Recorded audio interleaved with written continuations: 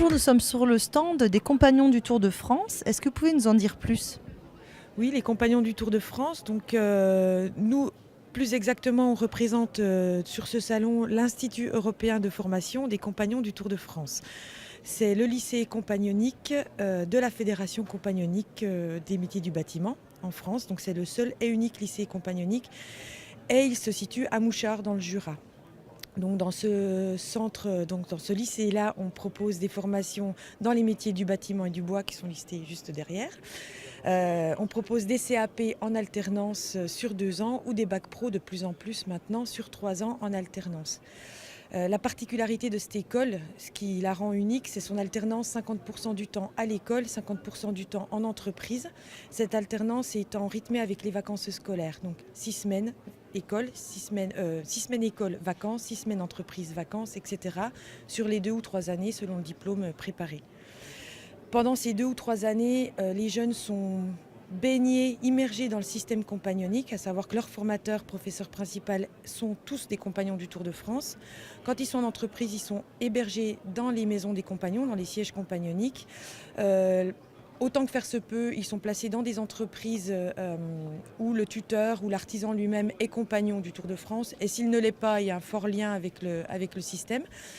Du coup, pendant tout ce temps-là, ils découvrent, ils travaillent, ils vivent, ils mangent, ils dorment avec les compagnons. Et au bout de cette première aventure, de cette formation initiale qu'est le CAP ou le bac pro, ils décident en connaissance de cause de partir ou pas sur le Tour de France. Sachant que les compagnons ont créé ce lycée en vue de lancer un maximum de jeunes sur le Tour et renouveler un petit peu le sang de ces veines du Tour de France, quoi. Est-ce qu'il y a une limite d'âge?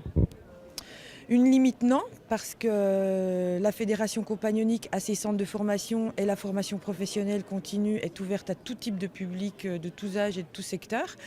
Après, le recrutement pour le lycée professionnel, c'est sorti de 3e, donc avec autant que faire se peut le brevet en poche, le brevet des collèges. Le recrutement se fait suite à des tests écrits, maths, français, vision dans l'espace et un entretien de motivation avec le formateur. Sachant qu'on est bien d'accord, c'est la motivation qui prime de toute façon. Et le Tour de France alors permet de s'adapter à des milieux différents? C'est le voyage qui permet ça. Sans parler même de Tour de France et de compagnonnage, toute personne qui choisit de voyager un petit peu ouvre les œillères, d'abord développe professionnellement ses compétences. On ne construit pas de la même façon à Colmar qu'à Mouchard où se trouve l'Institut ou à Marseille. L'architecture est différente, les matériaux utilisés sont différents, du coup les techniques de travail sont différentes. Et dans ces mêmes régions, les mentalités souvent sont un peu différentes, les états d'esprit varient, les cultures sont différentes. Et même, j'ai envie de dire, dans une région à culture et travail égal, une entreprise va travailler différemment d'une autre. Et du coup, le voyage permet une adaptabilité. C'est pas tant le développement professionnel parce que des artisans ou des ouvriers qui n'auraient pas voyagé sont pas moins bons qu'un compagnon. C'est juste que la personne qui a voyagé est peut-être plus adaptable aux différentes techniques de travail ou aux différentes mentalités. Et puis c'est une richesse d'esprit, une richesse professionnelle tout simplement. Après, bon. Vous avez trouvé votre public au salon? On peut le dire, je pense qu'il n'y aura jamais assez de public, mais on pensait rencontrer essentiellement des jeunes scolaires. On s'est aperçu qu'on a peut-être plus mais travaillé pour la formation continue que pour le lycée. Cela dit, c'est parfait. Comment expliquez-vous ça, qu'aujourd'hui un public adulte vient vers vous?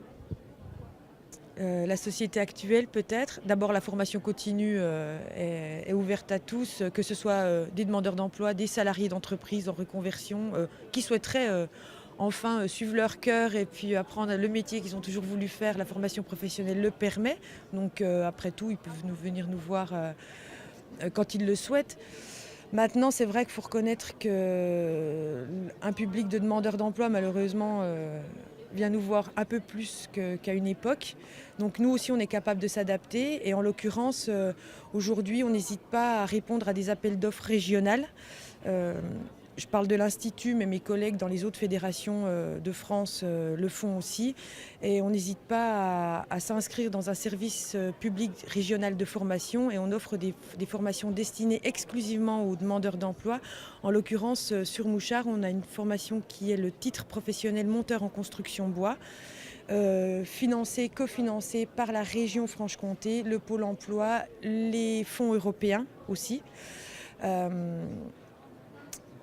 Vraiment en vue déjà de redonner peut-être un petit peu de positivité à un public qui a peut-être perdu un petit peu tout ça, et puis leur permettre de rebondir sur peut-être un autre métier ou de se requalifier. Là, on est sur notre deuxième année d'expérience de ce système-là. Sur l'année dernière, sur un groupe de 10, on a déjà 5 ou 6 qui ont embauché en CDD, voire en CDI. Donc c'est une petite réussite. Voilà. On s'adapte à ce public-là aussi.